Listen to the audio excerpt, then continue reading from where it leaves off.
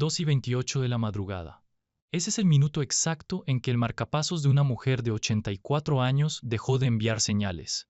8 minutos después, a más de 2 kilómetros de distancia, la cámara de un vecino grabó un carro pasando por un camino que casi nadie usa. Entre esos 8 minutos ocurrió todo lo que importa en este caso. Y lo más extraño de todo es que la tecnología dentro de esa casa grabó el crimen minuto por minuto. Cámaras, sensores, un reloj inteligente, un marcapasos, todo estaba encendido, todo estaba escuchando. Y aún así, 5 meses después, nadie tiene un nombre. Nancy Guthrie no era una mujer cualquiera para el resto del país. Era la madre de Savannah Guthrie, una de las presentadoras más conocidas de la televisión matutina en Estados Unidos.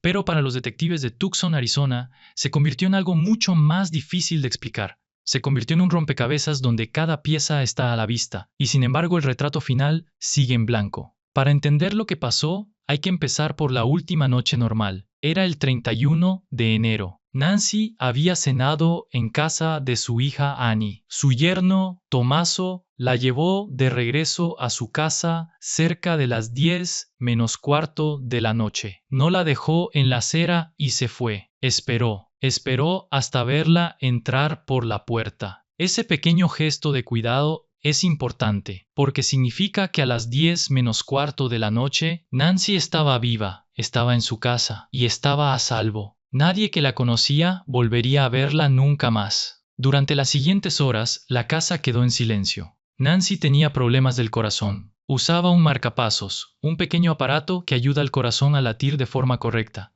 Ese marcapasos estaba conectado a su teléfono y a su reloj por una señal invisible, la misma clase de señal que usan los audífonos inalámbricos. Mientras Nancy estuviera cerca de su teléfono, la conexión seguía viva. Recuerda ese detalle, porque más adelante se vuelve el reloj más importante de toda la investigación. La primera grieta en la noche apareció cerca de la 1:47 de la madrugada. La cámara del timbre de la puerta, una cámara Nest, grabó a un hombre. Llevaba una máscara, llevaba guantes negros de látex, del tipo que usan los médicos, cargaba una mochila y en la cadera parecía llevar un arma en una funda. El hombre no corría, no parecía asustado. Bajó la cabeza y miró directamente a la cámara, como si supiera exactamente dónde estaba y qué hacía. Luego se dio la vuelta. Arrancó unas hojas de una planta cercana y las usó para tapar el lente. La grabación duró apenas unos segundos antes de que la cámara se apagara. Piensa en lo que ese pequeño acto revela. Un ladrón común entra rápido, agarra lo que puede y huye. Esta persona sabía que había cámaras, sabía dónde estaban, y se tomó el tiempo de cubrirlas con calma antes de continuar. Eso no es pánico, eso es un plan. Y un plan significa que esta persona ya había estudiado la casa antes de esa noche. Unos 20 minutos después, otra cámara dentro de la propiedad detectó movimiento. Alguien o algo pasó frente a ella cerca de las 2:12 de la madrugada. Pero aquí viene una de las partes más frustrantes de todo el caso. Esa cámara detectó a una persona, pero no guardó ningún video. La familia no tenía una suscripción pagada para ese servicio, así que la cámara borraba sus propias grabaciones para hacer espacio. El sheriff explicó que el movimiento pudo haber sido un animal, o pudo haber sido el intruso. Sencillamente no hay forma de saberlo. Hay un hueco de oscuridad total justo en el corazón de la noche, y ese hueco quizás nunca se llene. Luego llegó el minuto que lo cambió todo. A las 2:28 de la madrugada, el marcapasos de Nancy se desconectó de su teléfono. La señal invisible que la mantenía enlazada con su aparato se cortó de golpe. Para los investigadores, esto tiene un significado muy claro y muy escalofriante. Cuando el marcapasos pierde la conexión, casi siempre significa que la persona se alejó demasiado del teléfono, y el teléfono de Nancy se quedó dentro de la casa, junto con su billetera, junto con su audífono, junto con sus medicinas para el corazón, las medicinas que ella necesitaba para seguir con vida. Piénsalo con calma. Todo lo que Nancy necesitaba se quedó atrás. Lo único que salió de esa casa fue Nancy. Por eso los detectives creen que las 2:28 de la madrugada fue el momento exacto en que se la llevaron por la fuerza. No hay video de ese instante, no hay una foto, solo hay un aparato médico que dejó de latir con el teléfono, como un reloj que se detiene justo cuando el corazón de la historia se rompe. Y en la puerta del frente, más tarde, los familiares encontrarían gotas de sangre. Las pruebas confirmaron que la sangre era de Nancy. No fue mucha,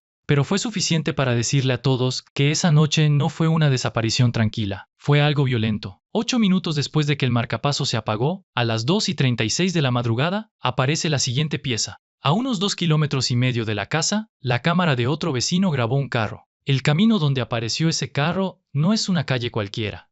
Es una ruta apartada, de esas que uno no toma por accidente. Un comandante retirado de un equipo especial de policía que revisó el caso lo dijo con palabras simples. Por ese camino no se pasa por casualidad. Quien iba manejando sabía a dónde iba. Suma los minutos. El marcapasos se apaga a las 2:28. El carro aparece a las 2:36. 8 minutos. La distancia encaja. El tiempo encaja. Para muchos que siguen el caso, ese carro es la mejor pista de todas. Una vecina incluso reportó haber visto un vehículo sospechoso y a un hombre caminando por la zona al día siguiente, cerca de lo que parecía un carro abandonado. Ella pidió que no usaran su nombre, porque tenía miedo. Su miedo dice mucho. En ese vecindario tranquilo, la gente entendió que algo oscuro había pasado muy cerca de sus propias puertas. Ahora llega la parte que convierte este caso en algo casi imposible de creer. Con todo este registro tan detallado, con cámaras y marcapasos y horarios exactos al minuto,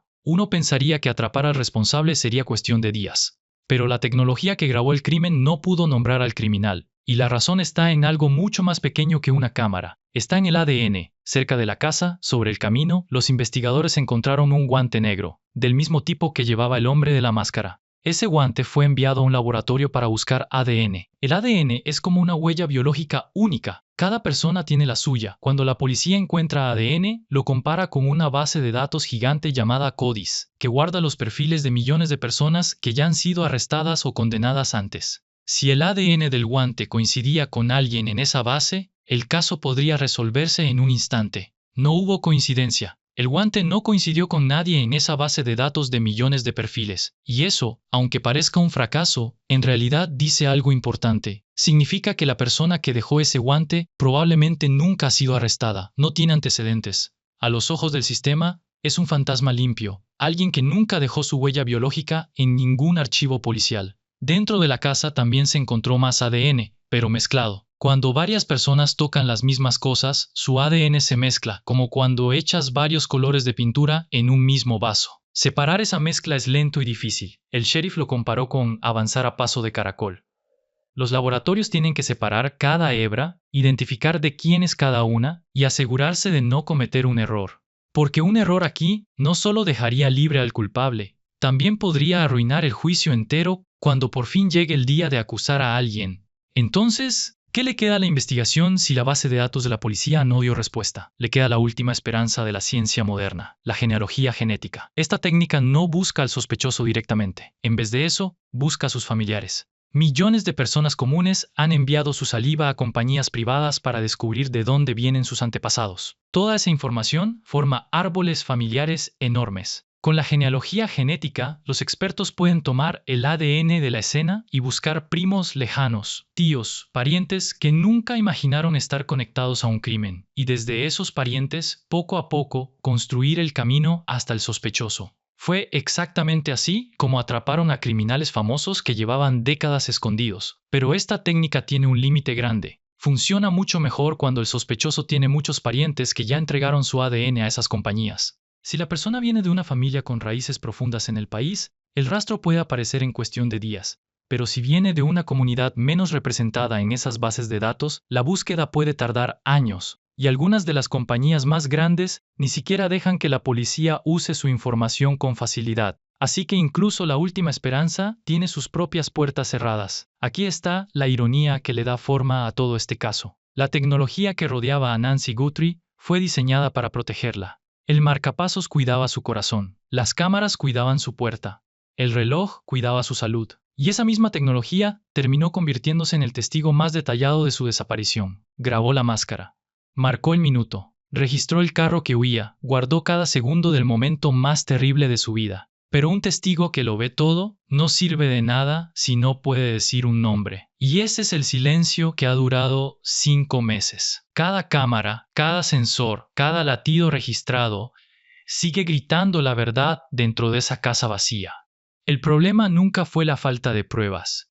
El problema es que todas esas pruebas apuntan hacia una persona sin rostro, sin antecedentes, sin nombre. Un fantasma que planeó cada paso. que conocía cada cámara, y que se desvaneció en la oscuridad de la madrugada, dejando atrás solo un guante, unas gotas de sangre, y un reloj detenido a las 2:28. Vale la pena detenerse un momento en ese hombre de la máscara, porque su comportamiento esa noche esconde más secretos de los que parece. Los expertos que estudiaron el video notaron algo curioso. La reja de seguridad frente a la puerta principal habría sido casi imposible de romper desde afuera. Era fuerte, cerrada, difícil de vencer sin hacer mucho ruido. Entonces surge una pregunta incómoda. Si la puerta era tan difícil de forzar, ¿cómo entró el intruso tan rápido y tan silenciosamente? Algunos investigadores creen que la respuesta apunta a algo aún más aterrador, que quizás ya había otra persona dentro de la casa, esperando, cuando el hombre de la máscara apareció en la cámara. Si eso es cierto, entonces no hablamos de un solo intruso, hablamos de un equipo, de un plan con más de una mano. La FBI incluso envió expertos a la casa para crear una descripción física del hombre de la máscara a partir de esos pocos segundos de video. Con una tabla especial que mide la altura, determinaron que el sospechoso medía entre 1,75 m y 1,78 m de complexión promedio. También descubrieron que la mochila que cargaba era una marca vendida solo en una cadena de tiendas muy conocida. Los investigadores llegaron a revisar el video de una de esas tiendas en Tucson, buscando el momento exacto en que alguien compró esa mochila. Cada pequeño objeto se convirtió en una pista, cada pista en un nuevo camino que seguir. Y aún así, ninguno de esos caminos ha llevado todavía a un hombre. Hay otro detalle que los familiares mencionaron y que pone la piel de gallina. Cuando llegaron a la casa esa mañana, encontraron las puertas traseras abiertas de par en par. Al principio pensaron que tal vez Nancy había tenido una emergencia médica durante la noche y que quizás los paramédicos habían entrado y salido por ahí.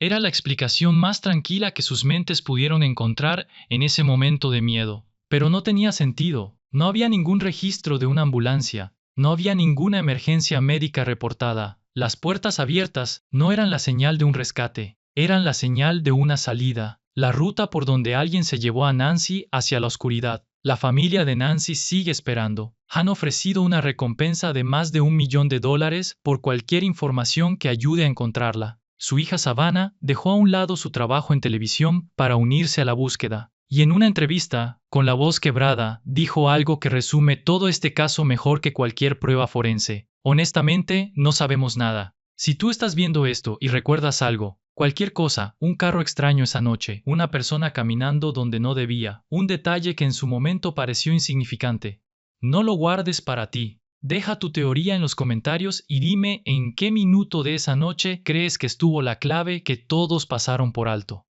Porque a veces la pieza que falta en un rompecabezas no está en un laboratorio, está en la memoria de alguien que aún no sabe lo importante que es.